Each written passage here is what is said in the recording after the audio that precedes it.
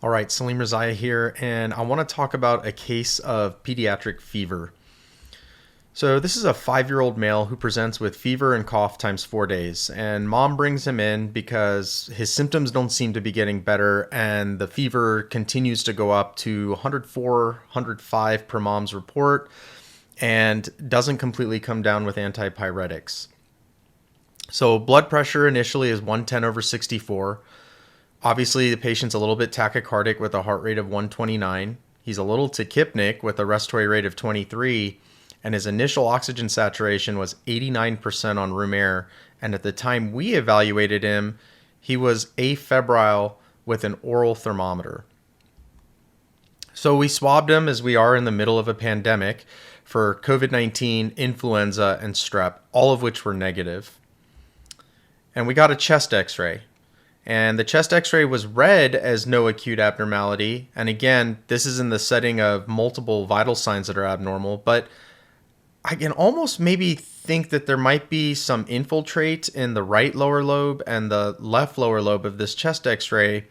So what we decided to do is get a lateral. And this is what we ended up getting. And what you can see is this patient has a spine sign. So typically when you're looking at the vertebrae from the top of the x-ray coming down, the vertebrae should be getting lighter and lighter and lighter. They should not be getting brighter. And so that's exactly what this is showing. This is showing something other than air that is overlaying where the vertebrae are and making it bright white, hence the name spine sign. So the teaching point in this case was that PA and lateral chest x-rays, they're not really required in all children. Actually, I think the guidelines even say they're not required in all children. But in patients with hypoxemia or significant respiratory distress, consider getting it because sometimes it will help you in making the diagnosis. And in this case, we ended up diagnosing this kid with pneumonia, community-acquired pneumonia. And he ended up actually doing better after a breathing treatment. And his vital signs improved so much that we gave the mother the option of admitting him for IV antibiotics versus going home for oral antibiotics. He opted to go home with oral antibiotics.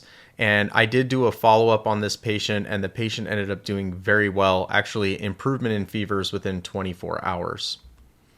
So there you have it, a case of pediatric fever. Leave me your thoughts, comments, and questions. And until next time.